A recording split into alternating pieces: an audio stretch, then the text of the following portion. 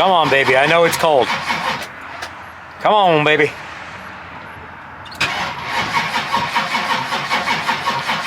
I know you're cold.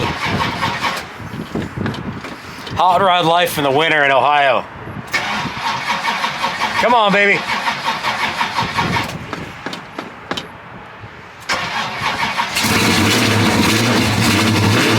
It's alive!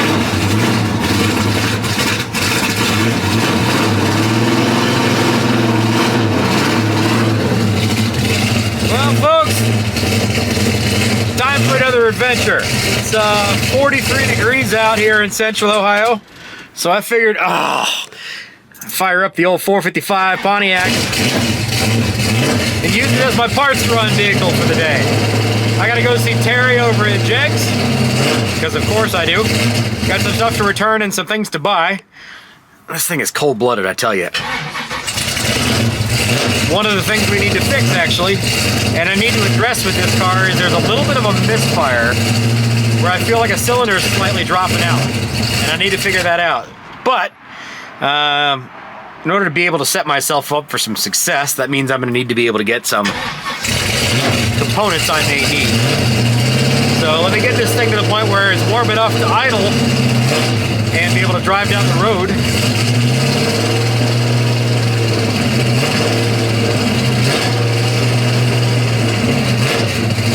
Here where it kind of drops down.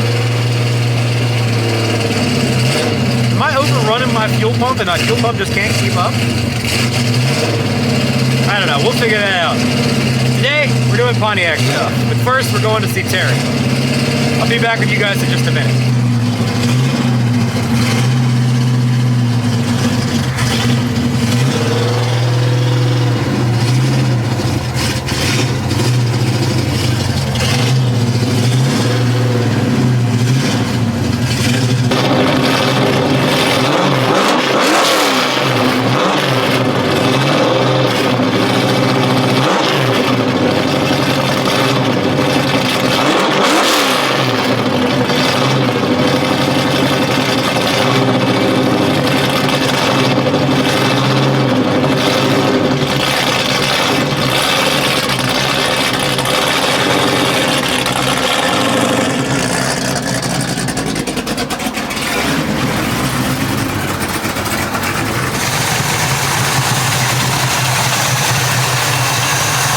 Up the temp.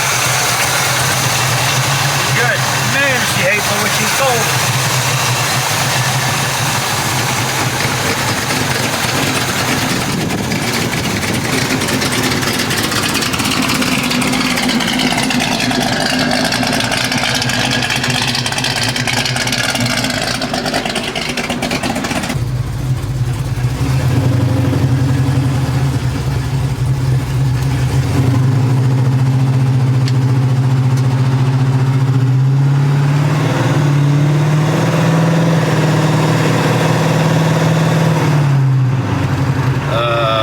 Going on here?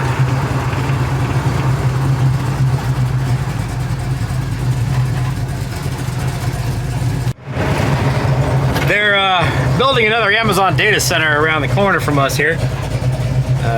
Here in central Ohio, we love our data centers. So they're getting ready to block off all of this area to be able to pull a high, wide load through here, through these roundabouts, and come the wrong way around the roundabouts. So that's what that was. The gentleman liked my car, and he nicely let me pass so I can go get some fuel, because I am on dang near nothing, which is kind of a perpetual state for me on hot rods.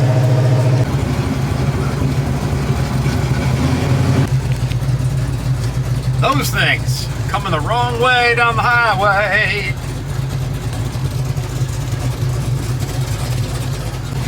All right, splash of gas at Costco. By the way, if you're unfamiliar with me or the car that I'm in, this is my 1970 Pontiac LeMans. 455 powered, makes about 440 horsepower, 520 foot-pounds of torque. Turbo 350 transmission, 336 rear end gears with a posi. And it is my street-driven hot rod. I daily driver this thing when it's nice outside, sometimes even when it's not outside. And this is the epitome, to me, of a budget family-friendly, street drivable hot rod. Power brakes, power steering, air conditioning. It's a beast. I love it, and it'll run well in a quarter mile.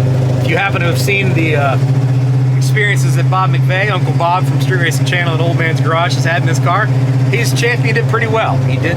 He went to the finals in both the Plates and 28s event that Bill Hoskinson, Old Man's Garage, hosted at Edgewater Motorsports Park in Cincinnati, as well as the finals in Pontiac Nationals last year. So very, very cool machine, very fun machine, and it is truly a street-driven hot rod. Wonderful world of roundabouts here.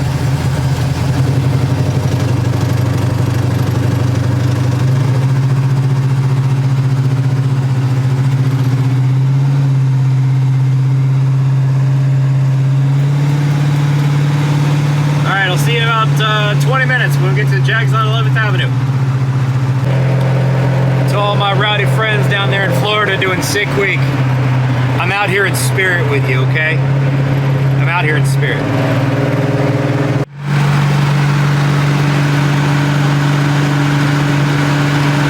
Alright folks, welcome to Jegs on 11th Avenue. Nice leisurely drive over here. Pontiac made it, no problem. There is that little faint, hard to figure out miss. It's driving me slightly nuts. It's not enough to really make you worry, but it's enough to annoy you. She should be warm enough for you. She's not going to be angry.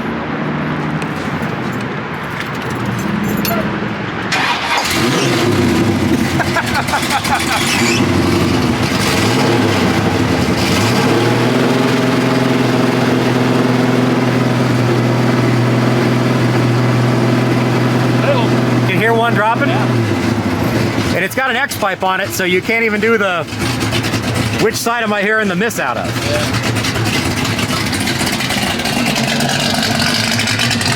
Do that again.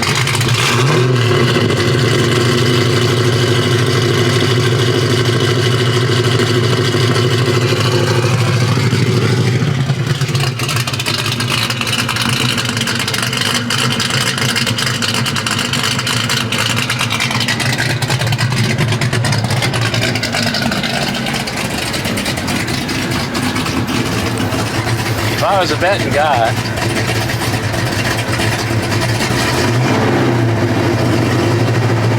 I'd say it's this thing. That's what it sounds like. It sounds like driver's side. Yeah, the annoying thing is with an X-pipe on it. I mean, it feels like it's a driver's side. You feel like you feel it over here? Yeah, it feels like the driver's side. It doesn't feel like the passenger side. No. Afternoon. I'm enjoying the fact that it's not 6 degrees outside. Yeah, isn't that great? It's wonderful. Yeah. Terry. Back with B-dubs? I am. Man, let me tell you. Ooh. Oh, let me tell you. Double burgers on Wednesday, buddy. Yeah. I didn't realize. I go to B-dubs on a reasonable often. I don't know that I've ever missed that sign. No, it's new. It's brand new. It just started. Okay, good. Just started. Yeah. Yeah, I went to B-dubs for lunch, and I walked up to the front door, and as I got ready to open the door, it said buy one, get one on Mondays and Wednesdays. You can't beat that. So I had 2 double bacon cheeseburgers Can't beat that. with fries on both platters. See, now you don't have to eat tonight. Oh, I fasted for the last 48 hours. I guarantee you I put on everything I lost at lunch. It was, yeah. All right, so. So I notice you're driving a race car to work. Yeah. Dang near a championship race car. Championship race car. Dang near the One king for them of the damn bricks, it would be. All right. It could have been the chief of the Pontiacs if Bob hadn't got on the brakes so hard. So I'm here for a couple of reasons. 3 reasons specifically. One, because I need to talk to you because nobody likes just seeing me on camera. So I need a star on the show so people will actually pay attention and watch my videos. So that's one. Self-serving interest. 2, I have the returns from the blocks that we didn't need and that we didn't use of Tommy's. Okay. Because he brought us I stole his 4 degree shim and his 2-inch blocks. Right. So I'll bring you those back. I have those in the car. Cool. Third one is, can I steal you to go outside for a minute and help me try to figure out or hear this sound? I'm feeling a cylinder. I feel like I hear a cylinder drop out. Was that the miss we were talking about the other day? Yeah. Okay. But it's not like, so I'm an old school guy. I like old school stuff. Right. But one of the nice things about new school stuff is they can figure out what cylinder is dropping out by a friggin' sensor. They can say, random or misfire on cylinder 1, 2, 3, whatever. Sure. But it's not enough when you're going old school. You don't really have that ability to do it. So you don't have something that calls out what cylinder it is it's misfiring.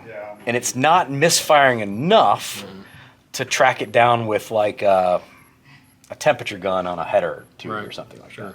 Because normally when if you have a header tube, if you're not running manifolds, you look and see which one's cold. So you get a little thermal gun at it and you see which one's colder, and then that's probably where your misfire is. Right. It's not enough, and it's only under partial throttle that I'm feeling this at all. So like bring it up to 2 grand, 2,200 RPMs, and you'll occasionally just feel one drop out. Right. But it's not enough, I think, that would show up in thermals. Sounds like a bad plug wire. The plug wire, because the plug wire.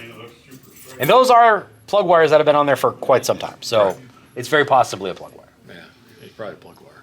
Because that's what happens.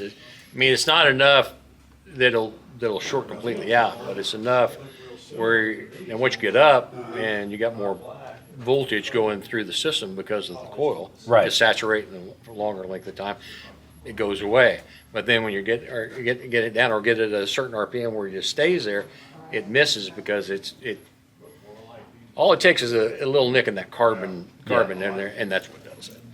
Now, if you get it up to speed and get it where coil saturation's longer, in other words, and that's what happens, it'll go right through it. It's possible that I was also there and I just don't feel it because you're at 5,000 RPMs and you're not feeling that one tiny misfire that's in there. Right. But it didn't make Bob go slower. No, definitely not. Is it? Do you have a tack in it? No. Oh, okay. So you can say a tack. You can see. Is your ear chronometer It's properly okay. calibrated? It's okay. Most of the time. Yeah. All right. We'll check it out. All right. I know this is usually above your purview, or outside. I don't want to say above, but outside your purview. Well, it's a semi-warm day today, so that's the only reason I'm going outside. Although I park it in the shade, so it's a little colder outside. That's right. Look at this sunshine, getting you out in this daylight. I like it. There's that fancy upgraded brakes situation. You guys haven't seen that on the Jegs videos we've done. This vacuum assisted brake module is freaking clutch. The brakes on this car are fantastic.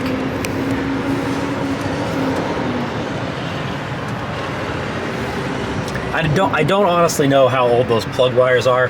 They're probably 4 or 5. I bet you it's that one right there. Oh, of course, the hardest one to get to that's right in the rear. Well, no, see how it moves all around and all that stuff, and even though it's tight on there. Yeah. I bet the boot itself, that doesn't sound good. I bet the terminal inside the boot itself, I bet you that's what's loose. But I bet you it's that last one. Okay. Because that's what it acts like. That's what it seems like to me. Yeah. I'd yank it off, put your new boot on it.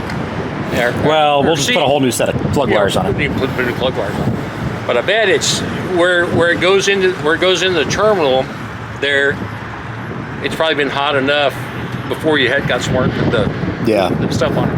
Where it's had those on since we ran it on the dyno with those on it. Oh yeah? Yeah. It's been on there. But it's been on there 15,000, 20,000 miles. Yeah. I bet you that's what it is. I bet you it's that one right there. All right. So let's say this is an ignition issue and let's go with plugs and wires. Okay.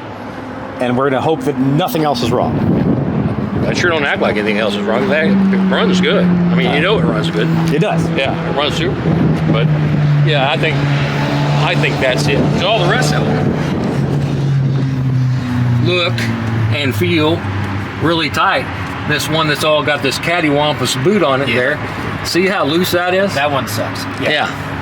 Okay. That's my guess. The hardest one to get to. Thank you. Well, this side once also. you move the rest of them out of the way, it probably won't be the hardest one. This side is also not fun with the air conditioning. Yeah. The air conditioner work here? It doesn't at the moment, but it does. I bet it does today. Yeah. Yeah. This is probably all going away, and I'm going to do a CVF serpentine system on it. That would be nice. Yeah. I think I deserve comfort on my next long drive. These all still look in a way that you could get the boots are fairly straight on it. Yeah, it's just And the I bet steering they're on that fairly side. good. It's just that one over there that's all cattywampus and bent. It feels real loose on there. It's probably tightened up. The terminal's all probably tightened up on there, but the wire's loose going into the boot. Yeah. That doesn't look bad on video. All right, there we go. Diagnostics by Terry. Don't expect this. Yeah, don't expect this at all. This is VVIP treatment. What distributor is that thing? The HEI? It is a Mallory distributor. Is it female or male? That's a good question. I don't remember that. I was supposed to look at that when we were under the hood. I believe it is a tower style. So it's a male type. Hang on a second. Socket style. Oh, female style. Okay. Part of the problem with owning lots of different vehicles is you cannot remember Yeah, exactly. what parts are on what. Well, there's so many distributors that are so many different ways. That's the thing. That's the thing. It is running a Mallory ignition. Though I will also say that video of you and I doing the MSD diagnostic thing Yes. has gone insane. It's at like 30,000 views and Wow. climbing. So apparently there's a lot of people who are interested in that topic. Yes. Yeah, the good thing about Pontiac wires is they're the same as a big block Chevrolet wire. Yeah. I don't need anything super specific for me. We'll get some of those MSD Street Fire wires, which are great wires and they're not expensive. I like great and not expensive. Yeah. Yeah, they're like $65. That's cool. And a set of plugs. Nothing that have a massive amount of compression, right? 9.5 to 1. Okay, cool. So we'll get like a 7 plug. So yeah, 7's a medium. Well, I mean, for an iron head, it's decent. It's Yeah. 9.5 to 1 on an iron head. Yeah, that's fine. That's fine. If you're curious, that's 6X heads that are on that. 455 stock block, stock 455 crankshaft, Eagle rods. I believe that one had, I think that has JE pistons in it, maybe.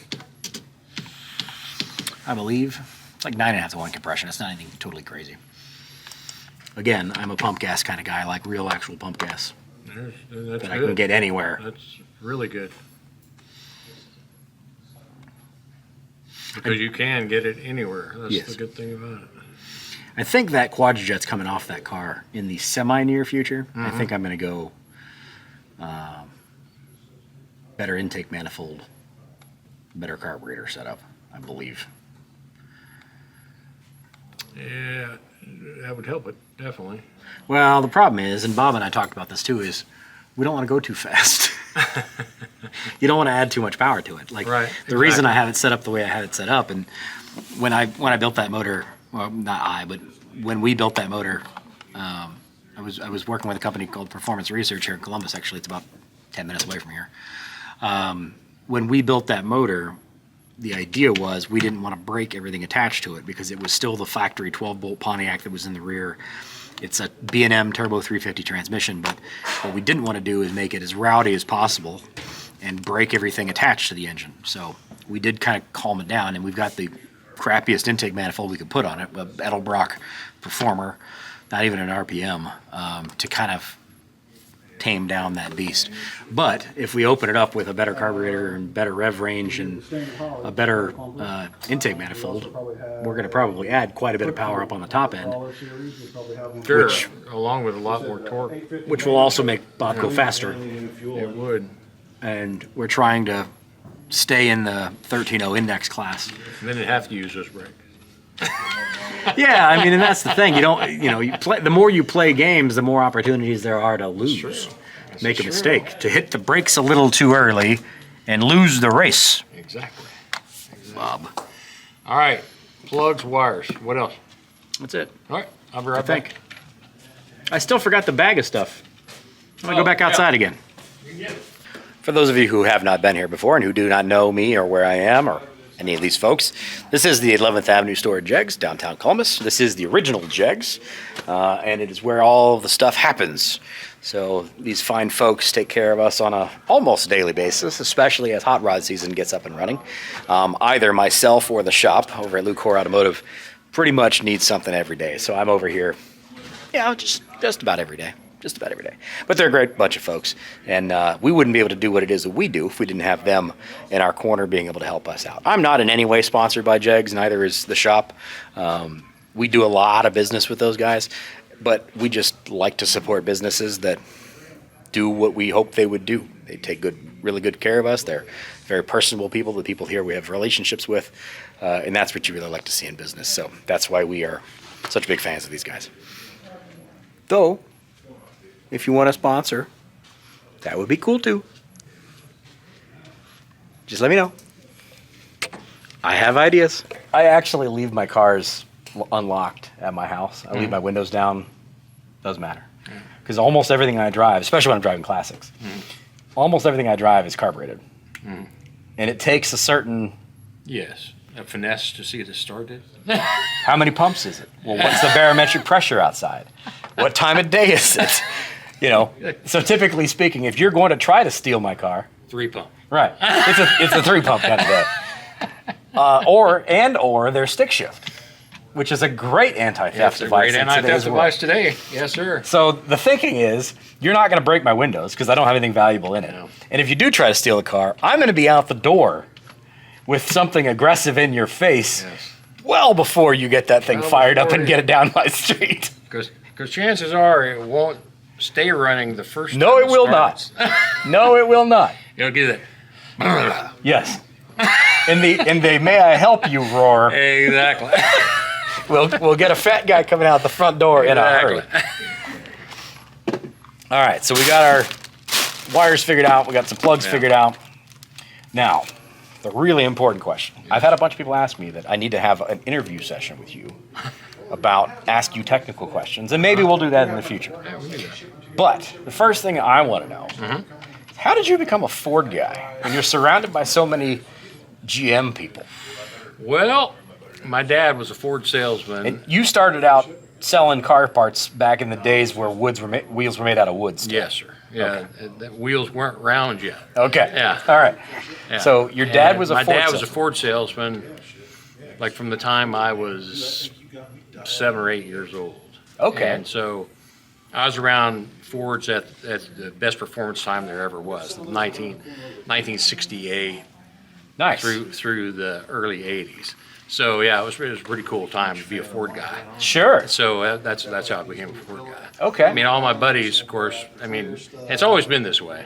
There's always been Chevrolet guys, Ford guys, Yeah. Pontiac guys, For sure. and there's always been that way. And Ford guys, I picked the best time in the world to be a Ford guy. Yeah. Mustang in the muscle car era. The was true in full, heyday. yeah, full blast. I worked down at my dad's dealership, picking up trash and whatever, cleaning the lot up, and on his lot, Joe Myers Ford in Houston, it was the biggest Shelby dealer in Houston, so there were Shelbys everywhere. Ooh. There were Boss Mustangs everywhere. There were Mach 1s everywhere. Wow. So, yeah, it was a great time to be alive, So I'm Wow. going down there walking, looking at all this stuff. The car that I have now, my 69 Boss 302, was the first Boss 302 I ever saw, and it was sitting at my dad's dealership on the showroom floor. And in 1970, because it didn't sell in '69, and so it was sitting on the showroom floor in February of '70 when I was there cleaning the lot up. And there's this lonely blue '69 Boss 302 sitting on the showroom floor, along with all his 70 Scireno Super Cover Jets, 70 Boss 302s, 70 Boss 429s were all sitting on the floor too. So I was attracted to this Acapulco Blue '69 car, so I went and sat in it and all this stuff. My dad ended up selling that car to the original owner, and then it disappeared, and I never saw it again until a buddy of mine called me up one day and says, "Hey, I found a '69 Blue Boss 302," and he goes, "You want to trade for it?" Because I had a '70 Mach 1. Okay. And I said, "Yeah, I'll trade for it." He goes, "Oh, you better come look at it." And I said, "If this is a '69 Boss 302, is it blue?" And he goes, "Yeah." I said, "I'll take it." He goes, "You better come look at it." So I said, Feel like you're getting set up So I here. said, yeah. So I went out to his house. It was pouring down rain. I mean, coming a flood. So I looked at it from about 100 feet away because I wasn't going to go get soaking wet. And I said, okay, I'll take it. So I traded for it. And it was rusty, but it was mostly there. It had a regular 302 in it, what most Boss 302s did, because everybody blew the motors up in the first 20,000 miles. So I got it and kept it for a long time before I did anything with it. This was back in, man, it was like 1978 that this happened. And a buddy of mine did all the body work, painted it, and finally brought it up here. My dad brought it up here for my birthday one year, from when I moved from Texas to here. He brought it up here unknowns to me. He broke into my storage building and brought my car up here with all my parts and all this stuff on it, which was really, really cool. That's awesome. And so then I had it out here for a while, and then a buddy of mine up here, Rick Parker, owns Signature Auto. We worked on it out there and got it running and all that stuff. And so now it's sitting out there. I've had the car now for 50 years, almost 50 years. So a long time. But the cool thing about it is, like, my dad sold it new. Now, did your friend know that was? No, he didn't know that was a car. He did not know that was a car. That's awesome. The cool thing, I looked it up, and there's a thing called a Marty report that you can get on Forge, which Kevin Marty, a guy in Arizona, has got this company, and he bought all the records from Ford. So you look at serial number and look it all up, and it tells you all there is to know about it. Gotcha. And come to find out, it was one of the two Boss 302s, the 69 Boss 302s that Joe Myers Ford had, and it wasn't sold until February of 1970. And so it was the only one. It was that car. So that's cool. It worked out really cool. So that's how I'm a Ford guy. Okay. Okay. Fair. So you come by very legitimately. Yes, I do. That's awesome. I do. That's awesome. And I've had Mustang-wise, I've probably had 30 Mustangs since I was a kid up until now. But I've owned Corvettes, I've owned Camaros, I've owned Novas, simply because if you're in this business and you like cars, there's no telling what you have. If I'd had some of the cars that I got rid of at a young age, back then, in the mid '70s, the first gas crisis, everybody was getting rid of cars left and right. I mean, selling for nothing. Yep. I mean, I bought a triple black Pontiac 69 model convertible, 404 speed, black, $400, $400, and it was a run and driving car, but the guy couldn't afford to drive it because he was driving back and forth. My little town in Conroe, which is 35 miles north of Houston, he was driving back and forth to Houston every day, and at Pontiac didn't get great 13 miles to the gallon. So he had to get rid of it. So I bought it from him for $400. He bought some Mazda or whatever it was back then. They got 35 miles a gallon. He thought it was the greatest thing in the world. So I had it, and I was buying and selling cars like crazy back then. So it was, you buy a car for nothing and fix it up, whatever's wrong with it, and you sell it, and buy two other cars. And then, Well, and you also were in an era where, like, it was Fast and Loud, Mecum auctions, all the stuff where all the classics have become obscene. Even in the 90s, you used to be able to buy a bunch of that stuff for not crazy money. You could. Now it's freaking YouTubers too. Yeah, YouTubers and Barrett Jackson Mecum auction for Sotheby's if you're into that stuff. But it's insane, the prices. A car very similar to mine sold the other night on Barrett Jackson for $140,000. So I bought mine I traded a car I bought for $600 for it. So, now I've got a lot more than that in it now. But nowhere close to that. Not that much. Nowhere close to that. Now does it make you less willing to drive it because it's worth so much money? To a degree it does, because I'll tell you why, and it's really strange. And it's happened to me several times, not just once. I'm there driving it, and I'm having a good time just driving my car, and I see a guy, he's looking at my car, And he keeps looking at my car, and as he's looking at my car, here he comes. He's not paying any attention that that's what's happening. He's just looking. Yeah. And finally, Yeah. I got to move, or he's going to run into me. Yeah. And it's happened more Or than one people occasion. nowadays that are driving down the road playing on their phones and not paying attention. And that's the deal. That's what you got to watch out for. Yeah. That's the only thing that, for a while there, when I first got it, I drive it everywhere. I mean, I drove to Kroger.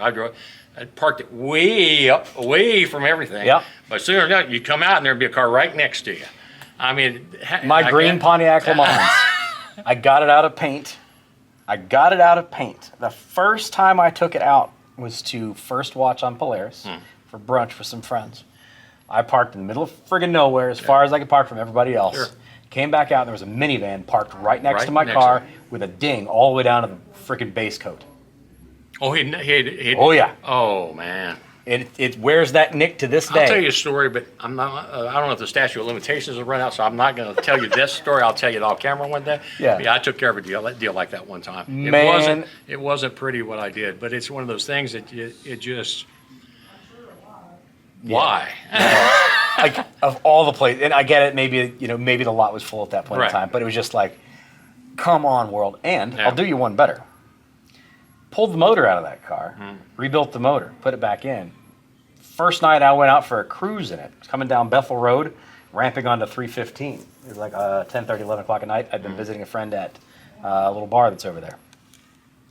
Ramping on the 315, have 3 deer run right across the front of me, right across my nose.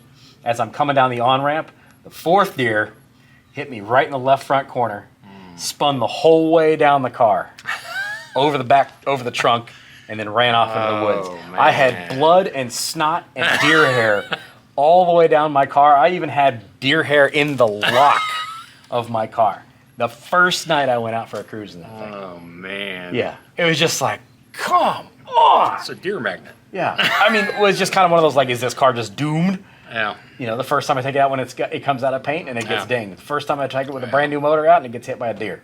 Now, fortunately, it didn't hit me hard enough that it was, it didn't even real damage because those cars are made of friggin' steel. Oh, yeah, they are. So it wasn't that big of a deal, but I still ended up with like, you gotta be kidding me. I had a couple of hoof prints on it that I had to have buffed out of it. Right. But yeah. No, And I come from the Volvo world, and you guys are going to probably tune out at this point in time. So I say thank you very much for being here. I truly do appreciate it. This is Automotive Adventures with Austin. But I come to my Volvo thing similar with you, where my dad worked for Volvo. Oh, okay. So like we always had Volvos when I was a kid. My very first Volvo, we still own. I have it in the backyard of the shop. That's very cool. It was a 1964 Volvo 122S B18, also known as an Amazon for all of you people who are not in the United States. Fantastic car, great car. It's a 1.8 liter, 4-speed, looks like a Volkswagen Beetle on steroids. And the Swedes just drove the hell out of them, and they rally-crossed these things. But that was the first car I ever learned how to drive in, and we still own that car. It sat in a chicken coop That's very cool. for 25 years in a chicken coop, and still had air in the tires, and still rolled when we went and picked it up and pulled it out of the chicken coop. Wow. And it's still sitting in the backyard. And I will bring that car back to life at some point in time. That's cool. Probably great. nobody will ever watch it. See, because that's it's what I all loved. Volvo. I've seen it happen more and more and more because this last generation got kind of skipped, which they needed to be. And this generation that's coming up now, Yeah. it seems like this generation is inheriting their parents' cars or uncles' cars or grandfather's cars or what it is. Because I'm seeing a lot more what I call kids Early being 20s. early 20s. Yeah. They're getting these cars and they're wanting to fix them up, wanting to do stuff with them. And so I'd love to see that. I'd love to see a car that stayed in the family. Right. One that the grandpa bought new or one that the father bought new. Yeah. And it stays in the family. And the kid even has I'm not selling it. It's going to go on to my son or my daughter or whatever. And you've seen that. There was a time that skipped. Like I said, this past generation, all that skipped because they weren't, and they still are interested in their Honda SIs or whatever it is they call those things. With 5-inch exhaust on a exhaust that's that big. But and bless them, man, they kept this industry alive. So that's great. But these kids are bringing this stuff out, and some of this stuff hasn't seen the light of day in 25 or 30 years. Yep. And they're bringing it out. I'd love to see it. And it's happening more and more, I'd say in the past year and a half than it's happened in a long, long, long time. But it's nice. It's nice to see. You can see that even in like Tommy and Allison. Like their Yes, generation exactly. are the ones that are Exactly. kind of bringing Yeah, it that's back. what I'm talking. That generation. He's 23 and she's 22. Yeah. So exactly, that's exactly the generation I'm talking about. Yeah. But yeah, I mean and I feel sorry for a lot of these kids because back when I was a kid, or back when you were a kid, you could go buy a Camaro, a 67, 68 to 78, 81 Camaro for nothing. I mean, Yeah. you could buy it for $500 or $600 or $700. Right. Spend you $1,000, you'd have the best car in the parking lot Yeah. some nights. You know, it'd be Yeah. great. But you can't do that anymore. Right. Now a clapped out third gen Camaro or Yeah. a Fox body will cost you Yeah. like $6 or $7 grand for Yeah, a bad one. For a bad one. Yeah. For a bad one, then you need to spend now to get a paint job on a Yeah. regular car is $10,000, and it used to be take it a real shy of $29.99. I'll paint any car $29.99. Or You got to take the glass out and the trim out, but we'll paint it for you. or then it got to Mako, where Mako, it was presidential was $199.99. Yeah. But those days are gone. Yeah. Oh, for sure. They're gone. For sure. And throw in $10 worth of metal work. I loved it. But Do you those think days that are gone. the YouTube side of things is helping that younger generation Yes, it's definitely get involved in that now? Because they can look up, like, my dad can't No. teach me how to do this. Right. My grandfather passed away. Right. I inherited this car from him. Sure. Now I can learn how to do filing points. I can Yeah. learn how to set timing. I Exactly. can learn how to do carburetor stuff. Yeah. Because I can literally just search Right. it for stuff No, on YouTube. I guarantee you, YouTube helps me do stuff. Yeah. Same for us. Yeah, let alone these kids nowadays that look back on the old stuff, because there's a lot of us have unfortunately gone away, Moved on. Yeah, moved on. Yeah. And unfortunately, we were talking about machine shop businesses and stuff a while back. Mm-hmm. Same thing. A city the size of Columbus should have 15, 20 machine shops. Yep. It has 2, Yep. and that's it. Yep. And I don't know what's going to happen when these guys go away. Yep. You know, there's lots of people. Well, and this one down the street, Yeah. the old man died, and if son hadn't decided to give up his entire career to take Right. back over that machine shop, Right. It'd be It gone. would have been gone. It'd be gone. Yeah. So- I mean, the last big machine shop was what's his face out there? Fowler's? Yeah, Fowler's, and he finally gave up. You know, Yep. sold some of the equipment that he had over to the guys over to Performance Research, Mm-hmm. and they bought some of the machines and stuff like that. But a lot of stuff they don't do that they did. Yeah. And so you got to find somebody that still does it. Well, and a lot of his stuff just went to auction because there was literally nobody that was. Went to auction because nobody wanted it. 'Cause Yeah. there's very few people that want to learn the dirty side of a machine shop. Yeah. And that's what it is. It's a dirty business. It It's is. a dirty business. But it's a business that's worthwhile, especially to guys that need to do it. I mean, it used to be you had machine shops in every town just to do cylinder heads for all these import things because Yep. because you had to get them done. You Yep. had to have them done. Or if you needed Or shops that needed work done, we would anything have them done. head done. Yeah. And Now you just buy a brand new that's disposable. Yeah. Yeah. Yeah. Now they get all the machine work and all that stuff is done overseas, and they send all that stuff overseas and get it all done and bring it back over here. Yeah. You know, Well, the number of shops anymore that'll do something as extreme as head work or internal engine work Yeah. anymore are so few and far between. It's Yeah. not even funny anymore. No. All these guys go to school at Biotech or Northern Ohio State University, big machine shop schools. They learn all that stuff. They don't want to know. They don't want to do it. Yeah. They do it because they want to get a job, in NASCAR. Yeah. You know, and End up in the engineering side of things, and- not on the yeah. dirty hand Right, side of things. They don't want to. They have to learn it because they have to do it to get their degree. Yeah. And so they learn how to do it, but they don't ever use it. Yeah. So, and that's a shame. Yeah. That's a shame. I agree. I think a guy could open a good machine shop in the city of Columbus and be busy hand over fist. Oh yeah. Be Not busy even hand not over even a fist. question. Yeah, not even a question. These guys are basically nonstop busy, and all they Right. really need to do, they can just do LS stuff all day long, every All day long. and never have Yeah. to worry about not having enough work. And that's exactly right. That's true. That's true. And it's a shame, but it's part of this business that's dying a slow death. I'm glad it's a slow death. But it's getting harder and harder and harder to get stuff done. Like sure. if you got a 400 Chevrolet block that you need to get bored and stuff. I mean, Bob, thank God he's still there. Yeah. But he's limited. I mean, he can only do so much. Yep. You know, and he's busy all the time. Oh yeah. All the time. Yeah. And something even as simple as I just need a block board. Right. Oh, great! It'll be 3 months, 4 Right. months. Yeah. Well, I want to go race car. Yeah. Too bad. Exactly. That's exactly right. There's literally And no Fowler's, time. that's why he ended up closing. I mean, there's guys I know that took stuff over there and they'd take it in and say, yeah, I'd like to get this done here in about a couple of weeks. And they would say, how about a couple of months? Yeah. And a couple of months ended up being 3 or 4 months Yeah. simply because they got to do the stuff that makes the money first, and then they get to your stuff that's Yeah. not necessary. And God forbid one thing goes wrong. Yeah, and if it goes wrong, then you're back again. You're back, or trying to find the pieces that you need to get nowadays, because it's hard. Like I said, thank goodness we got guys like Eagle, and we got guys like Scat. You know, where you can buy all that stuff. You can still buy stuff to build motors from, which is great. The stuff that was built by Ford or built by GM and stuff like that, harder and harder and harder to find. If you're trying to build like a stock replacement motor of some shape, form, or fashion, it's hard to do. Really, really hard to do. Very true. Yeah. All right. Did you get enough Terry talk? Did we answer some questions for those of you who are asking? He's a great dude, and I'm glad you guys are interested in it. And I'm glad you're willing to talk with him on problem. camera, and I'm glad Jegs is willing to let this happen.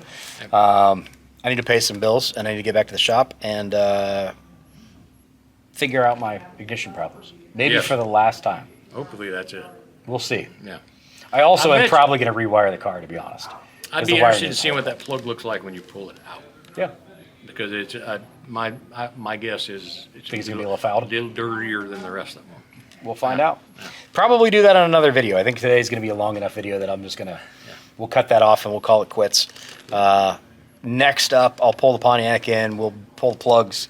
Probably do a compression test, because I've never even tested compression on this thing in 7 years since I've had that car together, 8 years. I'm at this point in time where I'm old enough that time doesn't make any sense to me anymore. Yes. But we put that car together, I think, 7 years ago. And I've literally never changed the plugs, and I've never done a compression test on that motor since we've driven it. So maybe we'll do that on the next video. We'll see whether or not his diagnostic by the ear worked out and whether or not this fixes our problem. We'll check our compression, see where we are, and then we'll go from there. A bunch more Pontiac stuff. So that'll be on another video. Thanks for being here. Appreciate you. If you like this kind of stuff, subscribe. Click on the like button. You made it this far. Thanks for paying my bills. Appreciate you. We'll see you next time, guys. Take care. Bye-bye. By the way, just a reminder, I am giving away a Hot Rod Power Tour long haul ticket. I'm going to put a link in the description of this video that you can fill out the form in order to be able to get yourself in the drawing to be able to win that Power Tour long haul ticket. Free of charge, you don't have to buy anything. Just me trying to give back to the community, to you folks that are watching my stuff. Click on that form, fill out the information. I just need some basic stuff about you. And I'm going to be giving it away live at 6 p.m. So if you guys are interested in that kind of thing, if you want to come out and do a Hot Rod Power Tour, sign up. Make sure you do. And I hopefully will see you on the live. Now, for real, video's done. I got to get back to work. Take care.